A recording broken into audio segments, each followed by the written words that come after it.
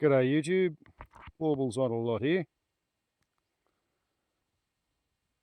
Those of you familiar with my channel will be aware that I've been cutting firewood throughout the winter, felling trees which have died during the drought,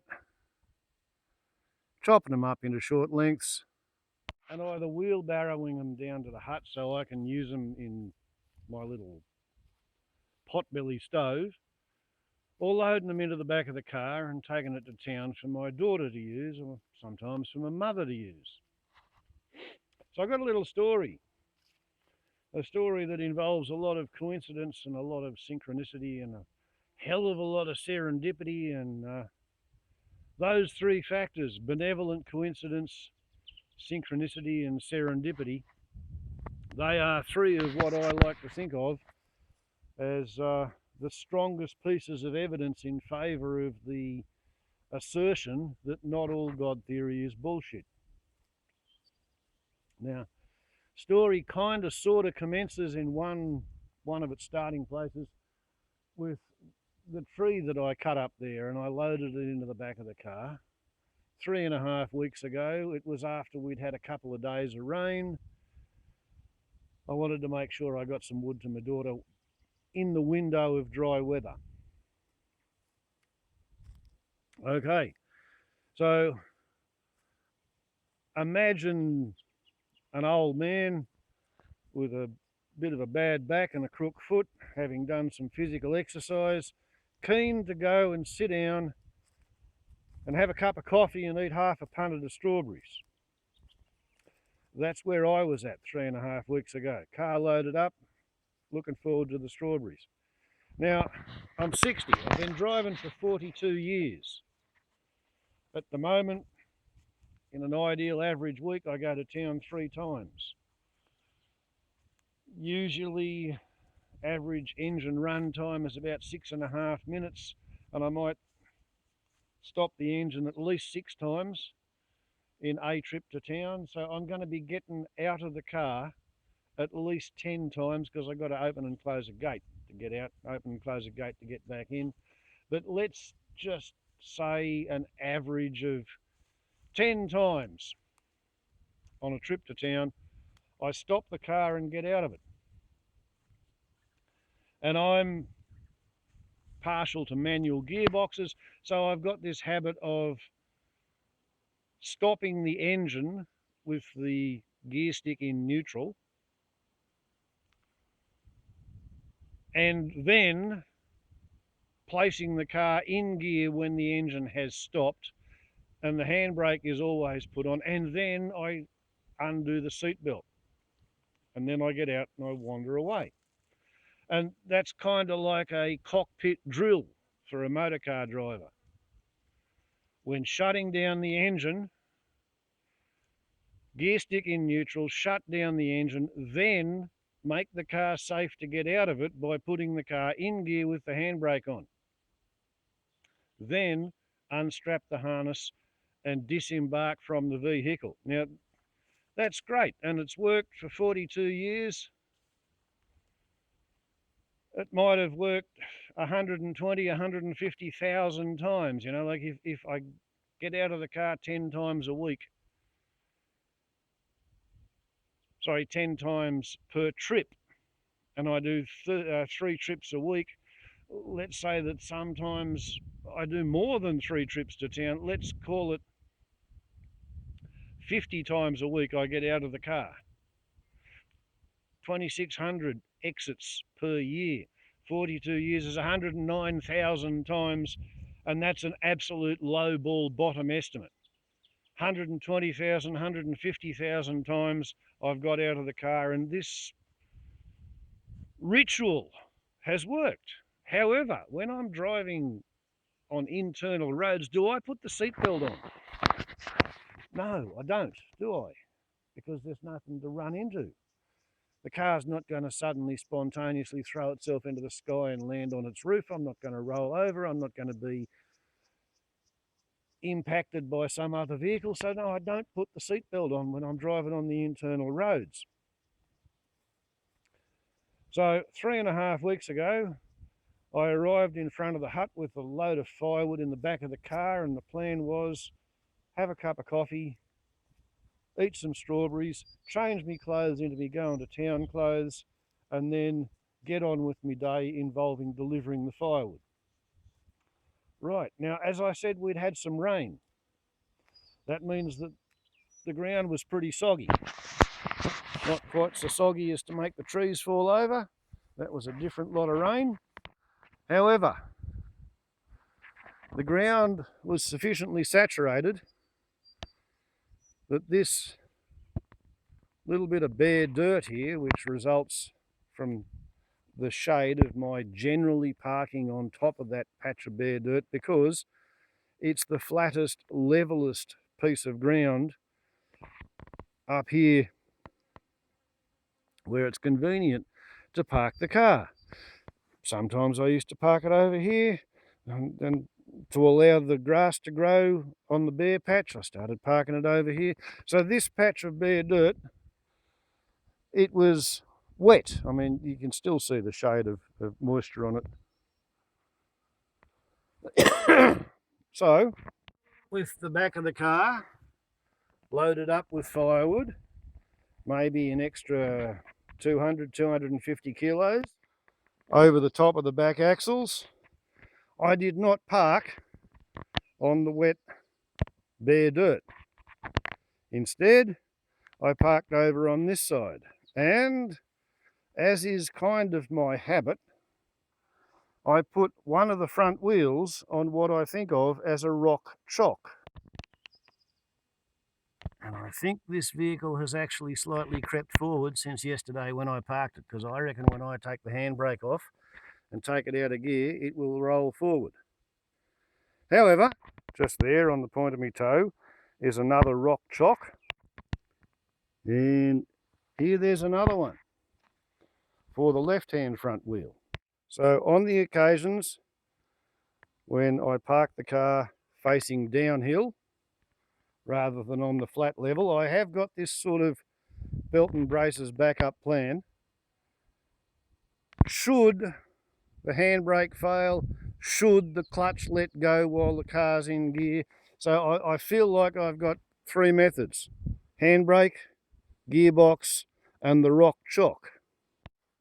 Gearbox, handbrake, rock chock. And 150,000 times in the last 42 years, I've got out of the car and I've walked away from the car and everything has been secured. Normally I don't have the rock chocks because I'm parking it somewhere else on somebody else's patch of ground.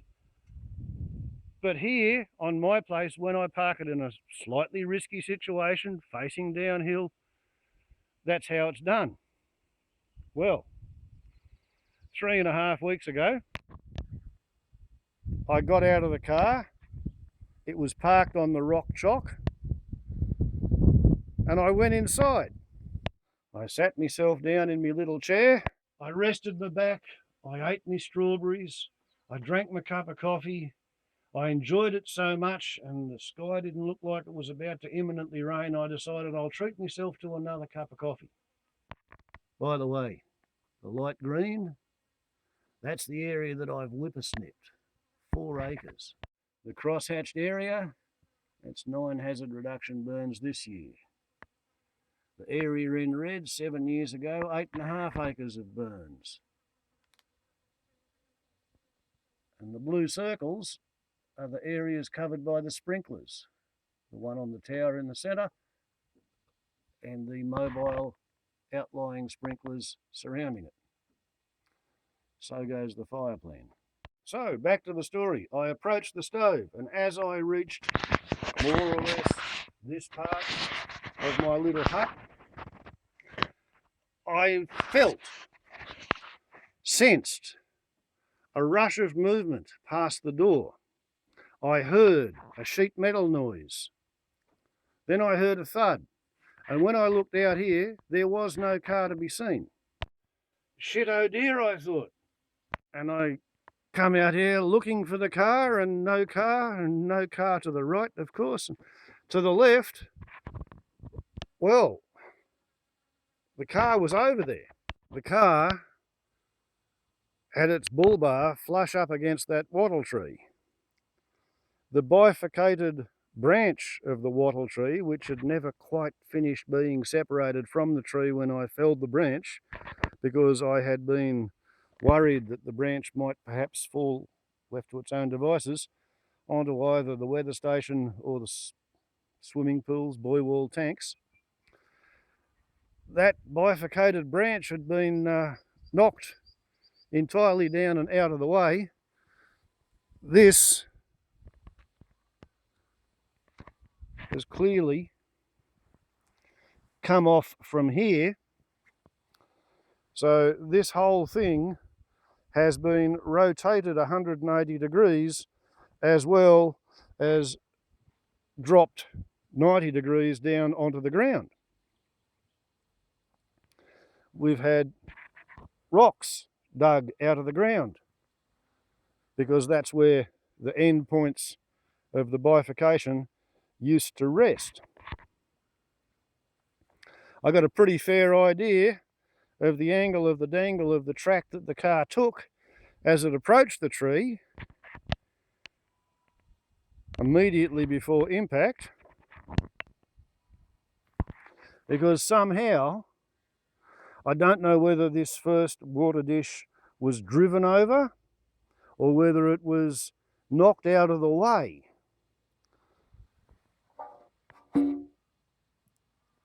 Not too much of a track left there, but if we take this one out of the way, well, there we can see the tread impressions as well as 3 slugs left there by the car. So we know absolutely for certain that the front tyre went along here. Here's the edge of the tyre, tread impression, tread impression, tread impression, tread impression, edge of the tyre. So the driver's side front wheel connected there. Knocked a bit of bark off the tree. Some of that bark was knocked off by the bull bar, but effectively this tree was equipped with its own shock absorber, what an engineer might call a mechanical crumple zone, a friable structure which would deform and absorb energy from any possible impact, as long as the impact came from the correct direction. Now, back up here, there was other evidence of the track the car took. The trailing edge of this garden ornament wind turbine had been remodelled. It had traded grey paint for rust, and it'll take some significant panel beating to make that an aerodynamic structure again. And this whole tail of the windmill was not in situ. This aerodynamic drag brake was pulled up. This old sundial was knocked over, and this was lying on the ground over here. So it's apparently made an end for end 180 degree flip in the passing of the car. I don't know to what degree the effort involved in deforming that has enabled the whole wind turbine to function as a compression strut, and nor do I know to what degree the effect of hitting that wind turbine was able to deflect the vehicle around the corner, or to what degree the entire trajectory was locked in by the fact that when I switched the ignition off and the power steering pump stopped, I had already put something like a 15 or 20 degree right rudder deflection into the car's steering system. But anyway, That there is where the car started.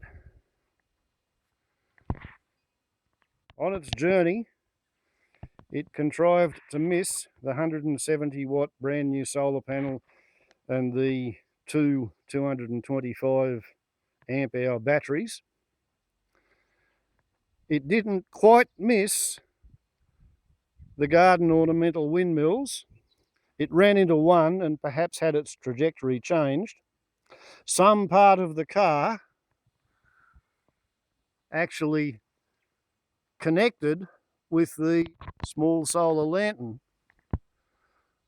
rather like this one, which prior to that impact, there was one of those lanterns hanging from that hole. The solar lantern from the wind turbine's tail, well, it finished up resting in repose in front of the windscreen wipers in the cabin air intake trough.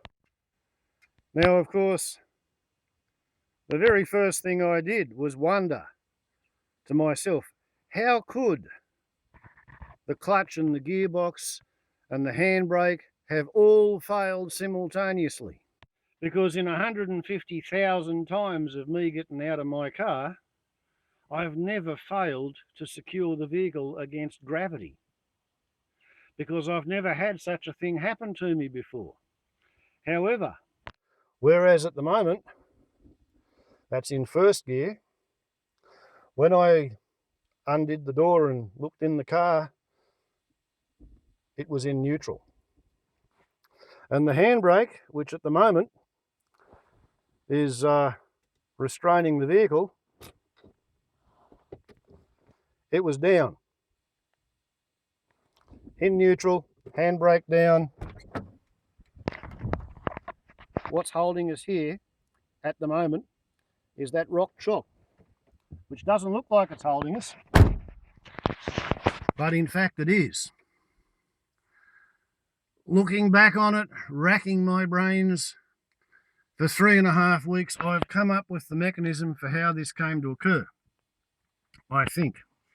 Now, before I risk having it happen again, we go back into gear and we put the handbrake back on, so the vehicle is now secured by something other than the geometry of the pointy rock that's sticking up underneath the tyre about there, halfway across the tread. Serendipity, synchronicity, benevolent coincidence. Apparently,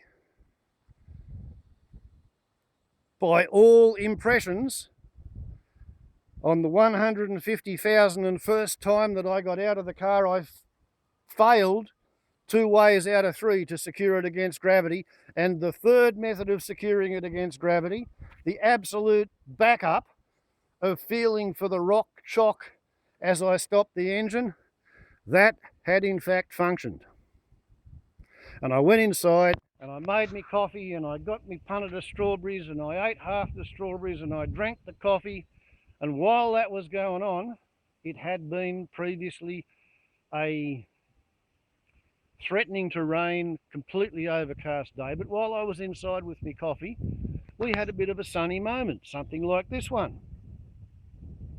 And in the sun was that tyre. The tyre which is black. The tyre which is pumped up to 42 pounds per square inch with atmospheric air.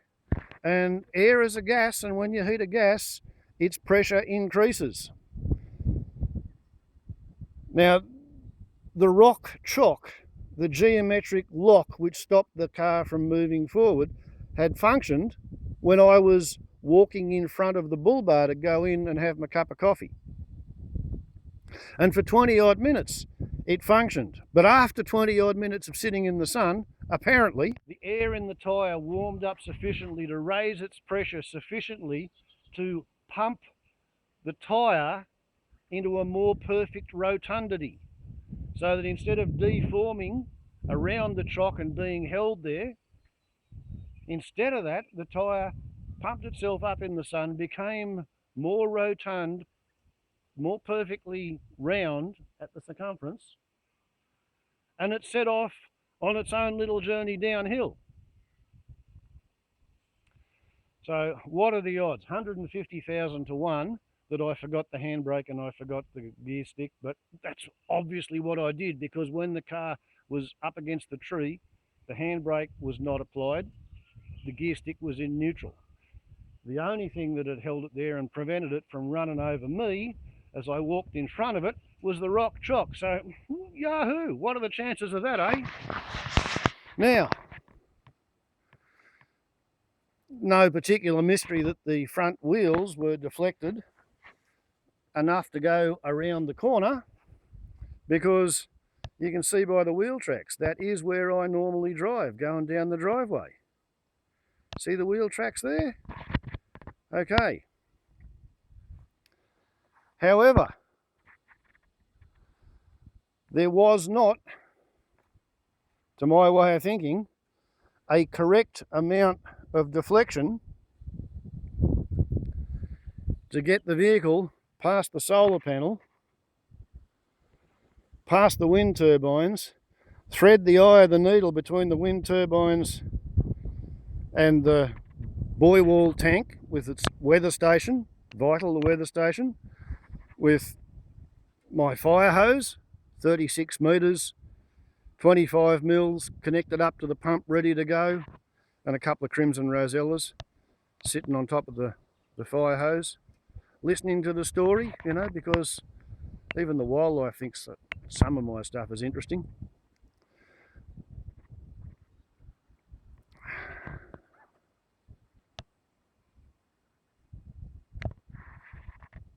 My impression is that when the vehicle began to roll, the steering geometry was overpowering the power steering pump's resistance and the drag in the hydraulic lines, and the vehicle was attempting to straighten up, because instead of coming straight over here and running smack bang into the buoy wall tank, it continued its turn enough to miss the solar panel, but it straightened up enough to hit the back of the windmill. The windmill dug its nose into the ground, bent its bum feathers, the bum feathers flipped up, and that deflected the vehicle around the corner on track to curve gently. Now, I don't know whether you can see it, but I can see a faint track there. That's the spot where it left marks in the mud, and that's where it finished up. And that mark there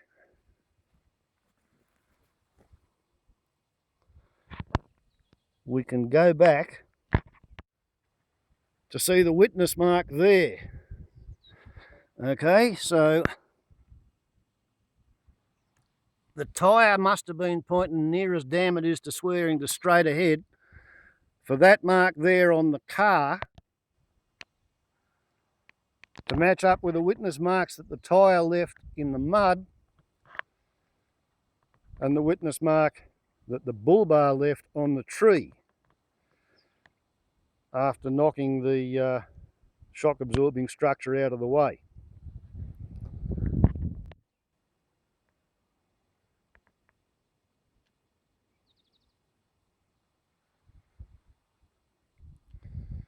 What we have is effectively a couple of straight lines. Well, more or less of a straight line from the windmill to here. And we have a straightening curve from the car to the windmill, and there was a course correction effected by the tail feathers of the windmill. What are the chances of that? We start off with 150,000 to 1, which is the chance of me not putting the brake on, not putting the car in gear. After that, we just add up or multiply the unlikelihood of the car missing the solar panels, the unlikelihood of the car not leaving its wheels on that radius and coming around and wiping out the buoy wall tank and the fire hose and the weather station. what is the unlikelihood of the car being able to impact 2 wind turbines installed as a garden ornament, knock the dysfunctional broken light off the tail of one of them, use the other wind turbine tail to make a course correction, and then proceed directly straight onto the only tree on the property which has a shock absorber pre-positioned and connected to the front side of it, or the approach side of it. What are the odds of all that? Without doing any significant damage to the car. Now, I paid $120 for the bull bar, and I think it cost me $150 to have the damn thing trucked up from Melbourne. And because it's so low, I've joked about it, called it the snake bar. But 3.5 weeks ago, it earned its purchase price and its installation difficulties. What damage have we got done to the car? Well, this little bit of wire has been bent. There is some resin from the tree rubbed off onto the central wing bar. This has either been bent back that way, or it has been bent that way, or these mounting bolts have allowed that joint there to rotate, and the entire bar has twisted, with this end coming back and the other end staying where it was. There used to be almost a finger's width of free play here. Now there's none. Same here. However, this vertical upright coming down to the snake bar, it still has its clearance. So yeah, the bull bar has been bent slightly out of shape. Here, if you look really, really closely, just there, you can see that there's a piece of perspex broken off the right-hand indicator light. Didn't get my radiator stove in, didn't get my headlights busted, the blinker lights all still work. No panel damage to the car, no broken windscreen, nothing wrong with the vehicle at all. What are the odds? How many million to one are the chances, the serendipities, the synchronicities and the coincidences which enabled that to occur?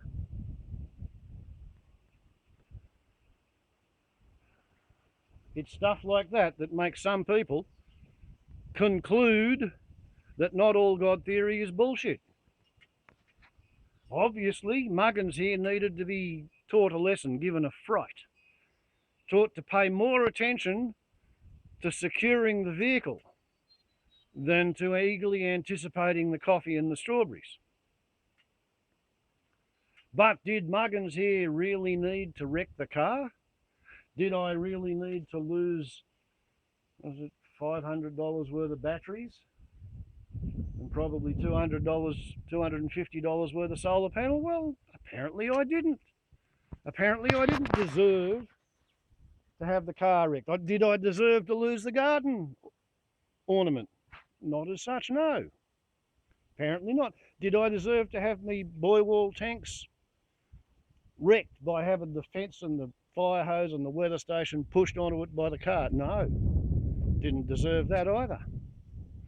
Was I deliberately setting up that wattle tree with a shock absorber in front of it, preparing for the day when I would make such a ridiculous, foolish, wooden-headed error as to get out of my car and walk away from it parked at the top of a slope without putting the brake on, without setting it in gear? Merely subconsciously relying on the fact that I've felt out and parked it on the rock chalk, which I didn't put any work into. It's just, I know that there are 3 rocks there that I can set the front wheel against, and more safety is better than less safety, so it's not a bad idea to just do that too. Park it against the rock that you know is there. then put on the handbrake and put it in gear, and then get out of the car. And why didn't I set the handbrake? Why didn't I put it in gear? Didn't do any of that because my cockpit drill, before you undo the harness, that's when you put it in gear and that's when you set the handbrake. Because I wasn't wearing the harness, therefore I didn't go through the cockpit drill. So if you, like I do, use such cockpit drills, then that means you have to go through the rigmarole of putting your seatbelt on every time you start the vehicle. Even if you're on private land where there's going to be no possibility of a collision, you're not going to have a rollover incident, there's going to be no foreseeable safety value in putting your seatbelt on while you're driving the vehicle. The safety value in putting your seatbelt on comes in when you go through the cockpit drill to undo the seatbelt, because part of the cockpit drill to undo the seatbelt is to set the handbrake and put the bloody thing in gear. And because I wasn't wearing my seatbelt, while on autopilot, while thinking about coffee and strawberries, doop-de-doop-de-doop-de-doo, off went boneheaded warbles. And I walked in front of the bull bar. It could have run over me. It took 20 minutes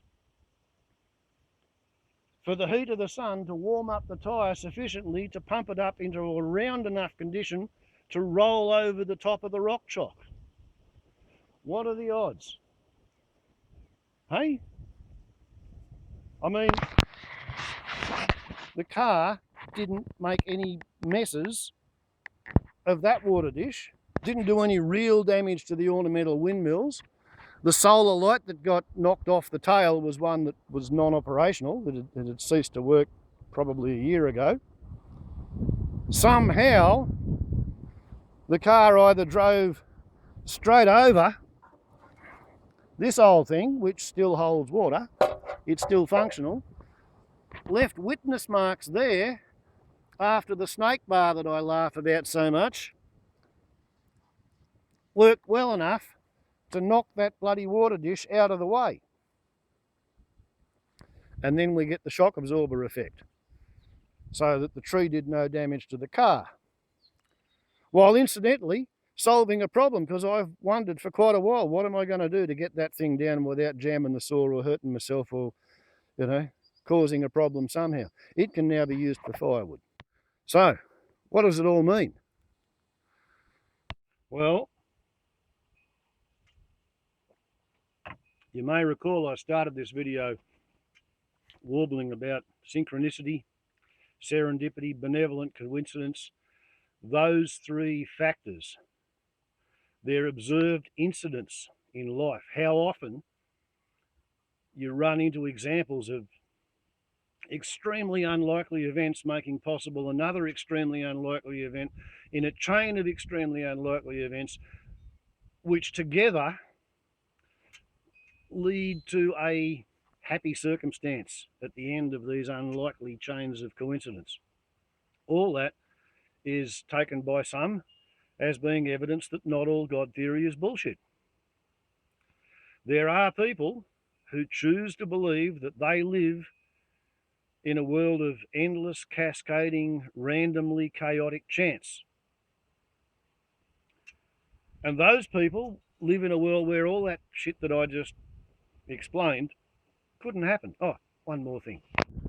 I almost forgot to show you the other piece of damage to the vehicle.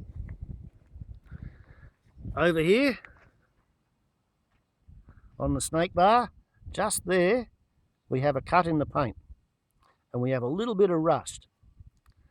That there is where the snake bar impacted the top half of the wind turbine tail vane and bent it out of shape and left a grey paint mark on the wind turbine tail vane, and the wind turbine tail vane put a cut in the paint on the bottom edge of the snake bar. But essentially, minimal damage to all of my toys and accoutrements involved in the phenomenon. So like I said, there are some people who would say that it all means nothing. It's just random chance. If you Get in and out of your car enough times, eventually you too will forget to put the handbrake on. You'll forget to put it in gear. Maybe you won't be quite as belt and braces paranoid as I am, and you will neglect to park it on a rock chalk. Something to use gravity to hold the car where it sits at the top of the hill. All just meaningless. Say the people who reckon that all God theory is bullshit. Everybody else, the people who claim that they have a God theory that works for them, or they know of a God theory that worked for somebody else, they would say that such examples of extreme chain circumstances of increasing unlikeliness or increasing unlikelihoods are evidence that there is in fact an ordered pattern within life in the universe, and that everything matters, and that we are expected to pay attention and learn the lessons therein. Now, the lesson is clearly that I'm not going to live long enough to get in and out of the car another 150,000 times in order to forget to put the handbrake on again, because I got a hell of a fright. I sensed a movement out of the corner of my eye. When I looked out the door, I couldn't see my car. When I turned around to the left, there was the car up against a tree. That explained the sheet metal noises, which was the car head-butting the wind turbine out of the way, and the thump as it run into the tree. As I walked over there, I was calculating how much damage there was going to be on the front of the car and how long I was going to be walking to town or riding the electric push bike. All I got was a fright and a learning experience. Thank you, Creator. Some people would say that it's a matter of karma. I don't put out enough bad karma to deserve to have any really serious bad karma impact on my life. I'd say they're optimists. I don't know what my own actual cosmic scoreboard effect is. Some people would say it's kismet, it's fate, it's God's plan. Other people would say it's the spirits of the forest looking after you because, I live in harmony with the interspecies forest community. Other people would say that it's the spirits of my ancestors. My old man was an engine reconditioner. He was a sort of a workaholic and a control freak. Could his ghost be capable of steering the car around the obstacles and put it into the one tree that would make it safe so that the car wouldn't get hurt? I don't think that spirits in the afterlife have got the physical capability to do any of that. There are other God theories which hold that spirits in the afterlife are just sufficiently enabled to interact with the material universe that they can nudge people in one direction or another.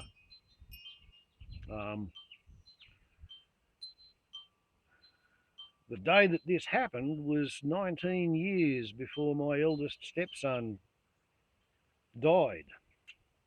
And that kid, he used to really enjoy going for a drive with me in a four-wheel drive and running over trees and knocking them down. Up on the laughingly termed airfield, when I was trying to put a smooth surface on it by dragging steel wagon wheel tyres over it behind a four-wheel drive, and turning around at the end of each traverse backwards and forwards along the laughingly called runway. He asked me one day what would happen if you run over one of those trees, and I said, well, it's a pretty small sapling and this thing's got a pretty big bull bar, so let's do it. And we drove over it, and he loved going for a ride and running over trees with me in the four-wheel drive. Is it possible that the spirit of my stepson nudged me into forgetting to put the handbrake on and forgetting to set the gears so that the car could then run across the front yard and bash into a tree and knock the branch off the tree? Well, it's not impossible. Is it likely? I don't know. I think in a rational universe, what's possibly more likely is that my guardian angel was capable of nudging me into setting the initial rake on the steering, the right rudder deflection, to just the exact optimum angle so that it could run into the windmill, and the windmill could then exert a physical force to deflect the car so that it would point at the tree, so that no other damage would be done. In truth, I have no idea how all those variables managed to add up to what happened. But that is what happened. I got a slight twist in my bull bar. I'm missing a tiny weeny little bit of plastic from the lens of my right hand front blinker light. I've got a cut in the paint on the other side of the bull bar. There's some tracks in the mud underneath the kangaroo's water dish. And the ornamental windmills both took a bit of a hit. One of them lost a solar light. The other one has got a ding in its tail feathers. What are the odds? Astronomical, effectively incalculable. Could I replicate the situation if I tried again? No, not at all. It's like a whole bunch of things that I've been involved with, where something unusual has occurred, and afterwards I've backtracked the events. I've laboriously calculated the angles and the dangles, and I've come to the conclusion that if I was to try to do that a million times in a row, I couldn't set it up to have it occur just that way ever again. Too many variables in the event, such that a puftillionth of a degree difference on the angle of the dangle of how I left the steering wheel when I switched the motor off, that would have changed everything. If the car hadn't have hit that wind turbine tail vane exactly as it did, something else would have happened. Something else would have got broken. I'm sort of forced to conclude that Voltaire's Dr. Pangloss was not actually wrong when he said that we live in the best of all possible worlds. Sure, there's a lot of bad shit going on, but when you consider all the other stuff that could have happened if people had made more bad decisions, the mess that we've got is as good as we can expect to have, considering what's gone before today, the decisions that have already been made. And some decisions can't be reversed. Some decisions can't be revisited. As an ex-virgin once said, you can never unfuck me. Well, it's a bit like that with anthropogenic global warming, carbon dioxide, atmospheric greenhouse effect. Even if everything happens for the best, we're still going to get some damage. It wasn't possible for my car to go for a drive across the front lawn and bash into a tree without something getting hurt, a bit. If we stop burning fossil carbon tomorrow, reduce fossil carbon emission to the atmosphere to zero tomorrow, the weather is going to get worse for another 25 years as a minimum. But we do live in the best of all possible worlds.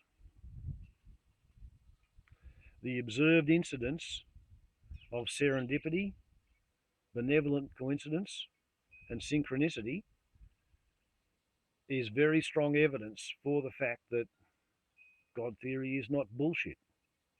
There is a rational, conscious plan for life in the universe to prosper, and all of the conditions are set up to favour life prospering.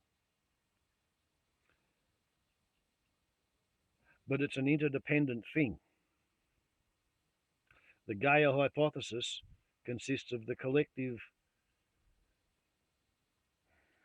conscious awareness, subconscious awareness, activities of everything alive on the earth, all conspiring to maintain conditions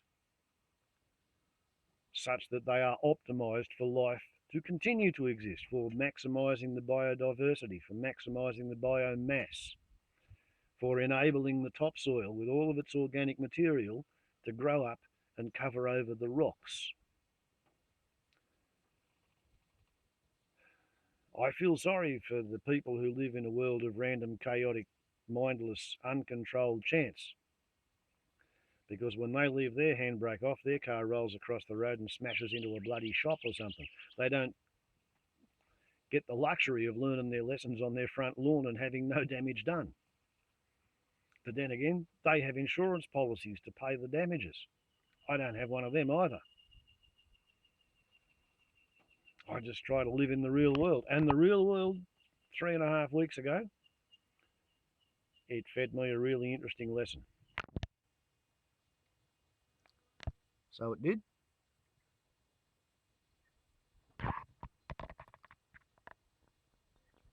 When my car didn't kill me, didn't bust me windmills, didn't bust me fire hose, didn't bust me weather station, didn't bust me water tanks, and didn't hurt itself when it ran into the only tree on the property equipped with a shock absorber.